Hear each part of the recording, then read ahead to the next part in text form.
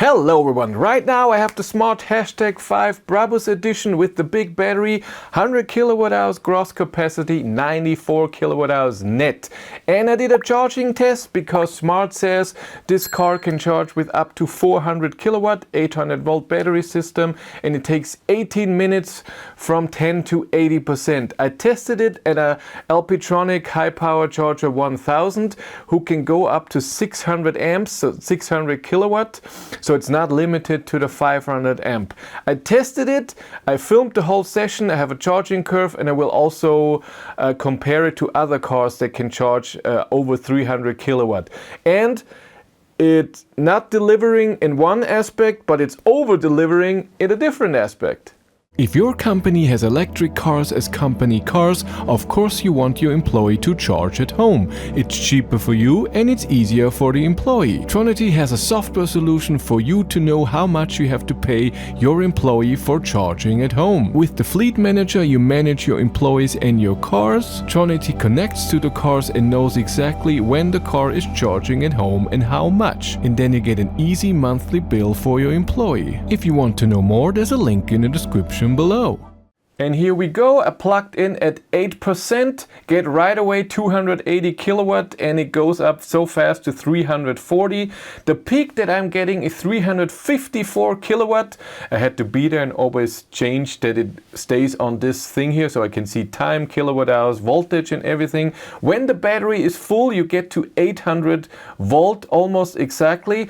I never get to 400 kilowatt like Smart is promising, but it stays above 300 kilowatt till 56%. You will see right in a second where it goes under. Now we have 299 and then it stays above 200 kilowatt till 79%. In a different charging session that you won't see here, I charged it to 100%. And it continues to go down at 90%, still 100 kilowatt, and at 99% you still get 30 kilowatt. And now we're almost done, and when we look at the time, you'll see at the end here it goes under the 200. It took 15 minutes to charge from 8 to 80%, so way faster than what Smart is saying. And here we have the curve, and it's very simple because it goes up very fast to 340 kilowatt to the peak 354 and then slowly goes down. There are no steps or anything, and at 80% we still have 190 kilowatt. Amazing charging curve, amazing kilowatt hours charged in these 15 minutes. But now let's compare to the other two cars that I have tested that can charge over 300 kilowatt, which is the Xpeng G6, which should be capable of charging even faster to 540 kilowatt. If you find a charger that can do that, LFP battery, but smaller, only 80 kilowatt hours. And the e-tron GT Performance, RS e-tron GT Performance from Audi, which has a 97 kilowatt hour net capacity. All of those three are 800 volt. And when I look at these, what I see is that the #5 is above all of them till around here 55%. Then the G6 Xpeng is higher because the Xpeng kept the power more. But again, the Xpeng I charged at a 500 amp limit, and it reached that limit and stayed at that limit and couldn't get higher.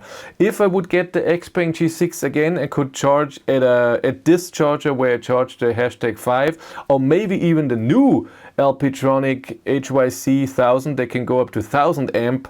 I would get the peak and maybe a better charging, but this is what I got of 500 amp. The e-tron GT Performance is here very close to the G6. And then goes rapidly down around 55%, stays at 220 kilowatt, and then goes down at around 75%. But you can see that the Smart #5 is really good. Then we compare the kilowatt hours charged over time. This is important.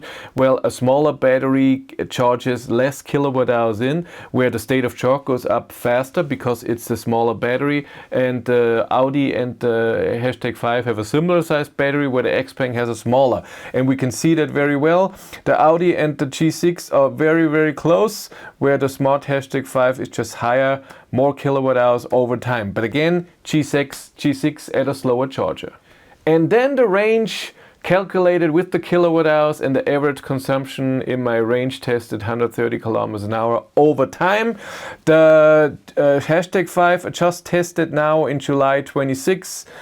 17 to 21 degrees, average consumption was 264 watt-hours per kilometer. The Xpeng G6 I tested in April of 26, 11 to 13 degrees, 271 watt-hours per kilometer. A bit higher consumption, but at 11, 13 and to 13 degrees I needed to heat a bit. With the hashtag 5 I didn't need anything, but both are SUVs. The RS e-tron GT Performance from Audi sports car, it was in April 25, 9 to 16 degrees, lower consumption because it's a very sporty car, but gigantic tires. It's not very efficient.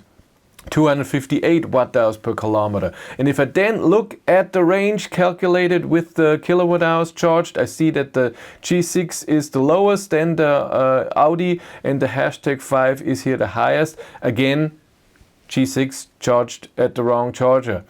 But it shows, especially after 15 minutes, where the hashtag 5 is 280 kilometers, GT is at 268 and G6 at 251 kilometers. So you can see the hashtag 5 charges really amazing, and I think the consumption on my range tests was acceptable for what the car is, SUV and a lot of power.